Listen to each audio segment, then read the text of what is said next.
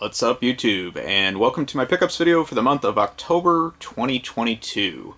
I finally got out, did some travel by plane this month. It was kind of strange. It was my first time flying somewhere this year, which is really unusual for me. But I did fly to Portland a couple weeks ago and visited the Portland Retro Gaming Expo, which has now returned for the first time since 2019 due to the COVID break over the last couple years. So kind of nice to get back out there. The convention was still same convention center, size-wise about the same as it always was. Free arcade setup, all that kind of stuff. So really just always a great convention, and neat to see kind of just some really high-end stuff out in person, much more so than just seeing it online. So enjoyed my time out there. Also visited several of the game stores that are around the area there, even though most of the stores were exhibiting at the con. And then just enjoyed some good weather and food that I really like around that area. So what you're going to see in the video is kind of a mix of stuff I got at the con, as well as things I got locally and on eBay over the month.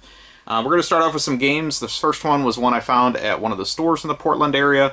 And for some reason, this has given me a really hard time to find, even though this game doesn't go for a lot and you can get it cheap on eBay. But I wanted to find it in person. So that is XS Junior League Dodgeball.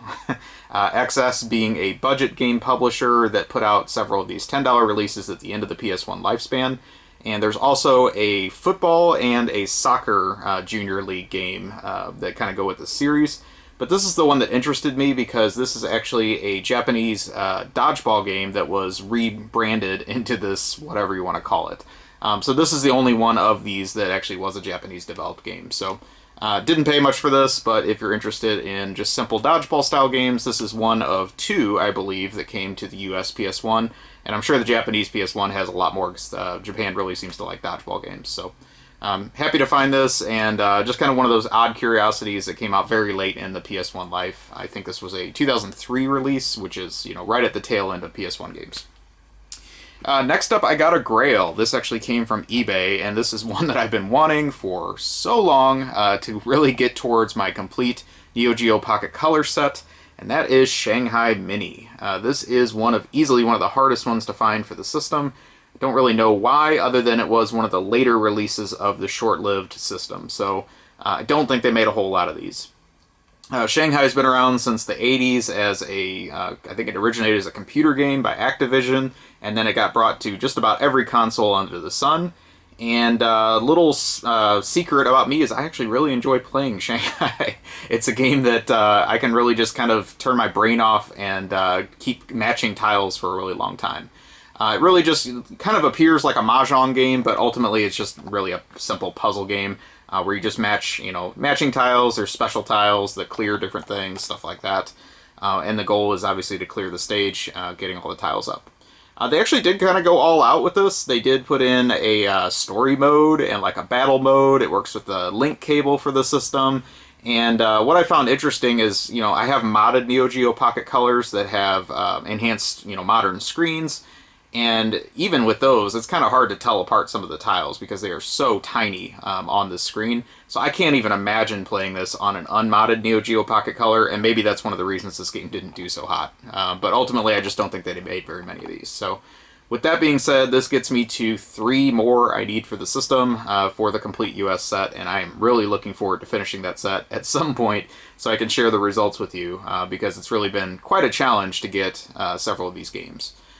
The other thing I will say about that is even at the very large Portland Retro Gaming Expo with all the vendors there bringing all kinds of rare stuff from under the sun, I did not find any of the games that I needed for that system available, and I would say probably I did not see more than 10 complete Neo Geo Pocket Color games in the whole con. So whether people were holding back or this stuff really is legitimately becoming this hard to find, it was kind of an interesting indicator for me that there's just not a lot of these out there. So that being said, very happy to get this in my collection, and the last remaining 3 games aren't really that interesting, but, again, I'm just hoping to finish it off sometime soon. Another eBay find. This actually I bought at the end of September on eBay, and then for some reason it took a really long time to get here. I think the seller had some difficulties shipping it or whatever. But this is a Sega CD game that I've actually been wanting for a while as well, and that is BC Racers. A couple reasons this one interested me. This was a very late release for the Sega CD. It came out in 1995, which was the last year of the system in the US. And this was also developed by Core Entertainment, which was a UK developer. And they actually put out some of the best Sega CD games that were not developed by like Sega or a Japanese developer. So really think they believed in that system very heavily and wanted it to do its best. This one is kind of interesting. It's a kart racing game, which, you know, obviously there's a billion of those to choose from now. But if you really think back to 1995, you know, you had your Mario Kart that came out prior to this, and there really weren't a whole lot of other ones at that point. And the market then got flooded kind of in the PS1 era. So this one's kind of interesting because it has some combat features. It's kind of like Mario Kart meets Road Rash, but still kind of cutesy. It has this prehistoric, you know, theme to it. And then one of Core's other characters that had his own solo adventures, Chuck Rock, makes a cameo as one of the characters in this game as well. So kind of an interesting game. I did play it for quite a while. It plays pretty smoothly. It has some nice scaling features and things like that try to show off the Sega CD. And then interestingly enough, this also came out on the 32X. I don't have that version, but I'd kind of be interested to see the differences. I think this one has, you know, some perks that make use of the CD system, but the 32X may also have some benefits to it as well. Also, just as a curiosity about this game, it's like an error that was never corrected. But if you look at the spine on this, it does not have the game title. It just has the company and Sega CD. I think that was a mistake, much like Astal for the Sega Saturn has the same issue. And if you ever see this game, you know, like spine out on a shelf, you will not see the title BC Racers. So maybe just something to look for if you're spotting in the wild. But kind of an interesting game, and just kind of happy I picked it up. It was more fun than I was really expecting, so nice to get that one. The only other game I got this month, before I get into a ton of other game-related stuff, is just a gap in my Game Gear collection that I was missing, and that is the original Streets of Rage for the Game Gear. Haven't popped this in yet to try it, but interested just to see how it holds up. Some of the Game Gear Sega releases are interesting because some are like downscaled versions of the Genesis games, and then others are like wholly new entries in the series that, you know, just kept the franchise name. So not really sure what the situation is with this one, but interested to try it. And why I picked up this particular copy is it actually came with the original manual for it as well. So nice to get that, you know, kind of together. Don't have a box, but, you know, at least it's a little bit more than just finding a loose cart. Let's talk about other stuff. So at the con, I did not buy a lot of games. I bought a lot of game-related stuff. And part of that was due to current prices. Part of it was just not finding stuff that I was really looking for. But ultimately did find things to help me with my collection overall. So we're going to take a look at NES games that I bought complete in the box to upgrade loose copies or to get manuals or whatever. Some reason I did that. So the first one of these is Renegade, and this was actually one of the gaps in my Taito NES boxed collection that I'm going for. That was probably the most common of the games I was missing, but for some reason every time I found this box it was completely trashed. And this one is in really nice shape, so very happy to get this one. This was one of the earlier Taito releases for the system, and not really one of my favorites. It also is related loosely to the Kunio-kun games, so like, you know, has some of the characters from those, if you like those American Technos games also.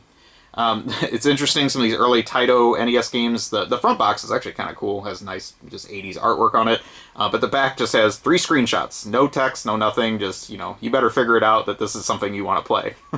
But I can say that Renegade isn't one of my favorite for the Taito published games for the NES, so just happy to get a little closer to this. I think I'm like 3 or 4 games away from having all the boxes for all the Taito games. And then maybe 5 or 6 manuals I'm missing, but it's not the same games that I'm needing box and manual. So I'm just piecing it together loosely over time, but getting pretty close, and it is my favorite publisher, so just kind of need to get those as I can. This next one I was not explicitly looking for, other than I needed the manual for my NES manual collection that I'm going for. But I found this complete in the box at the show, and actually everything was really nice, and I said, you know, I don't see that complete very frequently, if at all, so I decided to go for it. And that is Street Cop, which is probably one of the more uncommon Power Pad games. And, you know, it was an early Bandai release. It was kind of interesting because it uses the backside of the Power Pad. You know, most Power Pad games use the side with like the 8 sensors on it or whatever for the 2 players. This game actually uses the other side that has, I don't know what you'd call it, like the hopscotch layout of the Power Pad sensors. But definitely an interesting title, and I got it for a really good price at the con, so selling off my loose copy, and nice to get the manual and box for this one. Just get it, you know, all nice and complete. So I don't think they made a whole lot of these. I don't think this ever got a second repress because the power pad kind of flopped, and then Bandai especially didn't repress their stuff. So kind of nice to find that at the con. The other thing I got right before the con started at one of the game stores in Portland is just a box only, but it actually helped me out because I now have this game complete. And that is for Princess Tomato and the Salad Kingdom for NES, which is a very interesting Hudson Soft RPG that has this vegetable theme to it. And really one of the games that I was surprised that came to the US. Also, I guess just because one of the earlier releases for the system, maybe there just wasn't a lot of software, so they took a chance on it. But again, I don't think they sold a whole lot of these. This is very difficult to find complete. And really, one of the things that stuck out for me on this one is that since it has this bright pink box, a lot of them out there are sun-faded, and it's really hard to find one that has a nice pink color.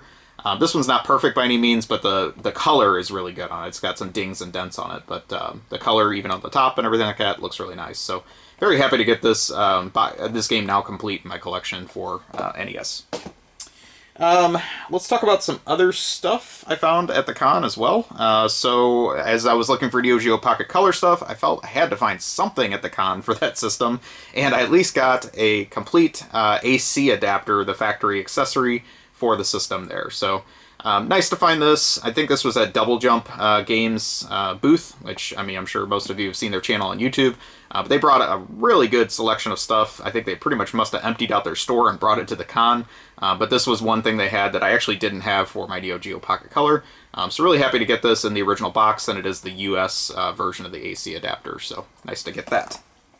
Another thing I found that is kind of for something else I'm collecting is old Game Fans, which many of you know as I was continuing that journey. And I found one of the Game Fan associated publications. This one's not really that exciting, but it's the Game Fan Ultimate Code Book. And really it's just a Game Shark and cheat code type of book. But, you know, ultimately it's just something else to go with my Game Fan set. Not something I was really chasing, but I found it at the con for a couple bucks, so I couldn't pass it up. So where I want to leave off with this video is all of the manuals I picked up, and that was probably my biggest win of the con, was just several vendors this year actually selling manuals, and many of them being willing to work a deal since I bought several from them. It gets me quite a bit closer to the NES full manual set that I'm chasing as a long-term goal. But the first thing I got actually isn't for NES. This was one of my favorites on the Game Boy, and I found a manual for the original Ninja Gaiden Shadow at the show. Really would like to have this game complete someday. I know this is getting really expensive, but I have the cartridge, obviously, just obviously need a box. But I've always been a huge fan of the Ninja Gaiden series. The only thing I would say is a letdown on this is I really love the game. It's a unique entry in the series, but the artwork, they basically just recycled the NES artwork, even though it's a separate game. So wish it had different artwork on it, but ultimately very happy to get this manual, and it's in really good shape. Another portable game manual I got is for the second X-Men game on the Game Gear, which is Game Master's Legacy. So nice to have another one of those. And then I think we are ready to talk about NES. Well, we'll talk about one that's sort of NES and sort of not. So one of the vendors that was selling manuals had just boxes and boxes full of them, and I started digging through them. I made a deal on a big lot of them, and I had no idea what he wanted because nothing was priced. But this was kind of an interesting thing. I'm guessing it came with some of the Sega Genesis titles by Color Dreams, or Wisdom Tree, perhaps. Because one side of this is a poster that talks about the Genesis titles that Color Dreams was making, and then the other side is all NES titles. But what I thought was interesting about this is, like, hardly any of these actually got released, especially for the Genesis. So this is the NES side, I believe, which has some of the later releases that Color Dreams did. We did get King Neptune's Adventure, we got Piraticus Conflict, and we got Challenge of the Dragon. One well-known NES game that I don't even know if it ever made it to prototype stage, but they were actually planning on doing a licensed Hellraiser game, which would have been kind of neat to see, as that would push the envelope a little bit. But the other one I wasn't familiar with at all is this Atlantis. I've never seen that artwork before. Maybe it's well-known in prototype circles, but I don't know anything about that one for NES. And then the other side is all, I believe, Genesis proposed titles. Or maybe all these were proposed for Genesis at some point. I don't really know. All I know is these other games I'm not familiar with at all either. So I'd like to show the artwork on those too. You can take a look. But I don't think any of those made it past... I don't even know if they made it to a prototype. But we have Targon, Colorado, Starblade, and Andromeda Mission. So, kind of interesting unlicensed box art on these. Again, I think the intention was to put these out on the Genesis, but I don't know. It's pretty strange because, you know, the only stuff they actually put out on the Genesis were Wisdom Tree Bible games, so I don't know. But I've never seen this insert before, so definitely thought that was cool. I have no idea if that's valuable or not, but it was something that was kind of cool that I'd never seen before, and I'm looking at the artwork on these games, I'm like, this didn't come out, this didn't come out. So anyways, let's get into NES manuals. Here's where I made a good dent in my collection this month. So this really helped me out hitting the con, not having to pay shipping on these, that kind of thing. So I got the manual for the original Addams Family. I got Indiana Jones and the Temple of Doom. This is the licensed cart version. There's also an unlicensed Tengen version of the same game. So they do have different manuals because the Tengen manuals are big. So it was nice to get that variant. Sesame Street 1, 2, 3, and ABC, not to be confused with Sesame Street 1, 2, 3, or ABC, which were both separate releases before they did this combo cart. Whatever. This one I was surprised I actually needed. I thought I had this one, but I was flipping through and I saw it was on my need list. So this is Double Dragon 3. I think I now have all the Double Dragon manuals, including Battletoads Double Dragon, but for some reason I didn't have that one. This one is one of the nice thick Culture Brain manuals. They always made weird manuals, but this is for Baseball Simulator 1000. Probably one of the more popular titles. This was a big one, and I actually had the box and cartridge for this one, but I didn't have the manual. So this is now complete, and it's actually one of the rarest games on the system, in my opinion. That is the late release Pro Sports Hockey by Jalico. So very happy to find this manual, and it's actually kind of thick. Just a little bit surprised by that, but nice to get that one for sure. That was one that I knew was going to be a challenge to find, and since I did it in a bundle, I actually got a really good price on that. Also got the manual for the original Mario Brothers, so the old arcade Nintendo title. This one was another one that for some reason gave me a lot harder time to find than I thought it would, but that is RoboCop 3. I guess again just kind of a later release, and then some of these Ocean titles are a little bit deceptively rare. This one was cool to find. This is F-15 Strike Eagle. Not something I'm really into. It's like a flight sim, but it's much like the F-117 game for the NES. The manual on it is the same way, and the whole manual is actually like a comic book. They really went all out making the manual for this one, so very cool. I know I wish the game itself was more interesting, but it's neat that there's actually two manuals that are like this that have just lots of, you know, creative artwork just for the manual itself. Next is one of those Color Dreams titles. This is one of the unlicensed games. This is one that was also kind of hard for me to find. This is Pestterminator. Kind of interesting artwork on that one. Another unlicensed game is Solitaire. This is by American Video Entertainment. More unlicensed games. I got a couple of the Bible manuals I needed. This is for Spiritual Warfare. I also saw there's a variant of this manual, and I don't know if maybe it's the Genesis version or they cut the manual in two different ways, but this one I think is the one that was intended for the NES, so it's hard to say. I think they might have used the same manual for multiple different releases too. Then I also got the manual for Bible Buffet. And then we get back into some licensed stuff. I got the manual for Terminator 2, Judgment Day. This was another difficult one to find. It's a very thick manual too, and that's for one of the Koei strategy games. This is L'Empereur, which, you know, again is about like the French Napoleon. Couldn't think of his name. This is a common one, but for some reason I still needed it. Bandai Golf Challenge Pebble Beach.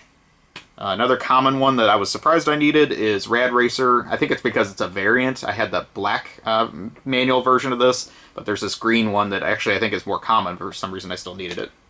And then the last one is one that I think is kind of surprising that is such a late release for the system, but that is Battleship.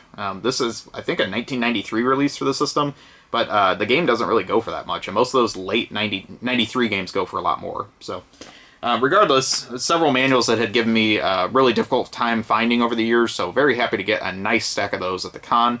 But hopefully you enjoyed kind of what you saw. Like I said, it was kind of a weird mix as far as a convention, not bringing home a bunch of games, but at least I was able to find stuff I needed for my collection. So please take a moment, like, comment, subscribe, let me know what you think, and I will talk to you soon. Have a great day or night, wherever you are.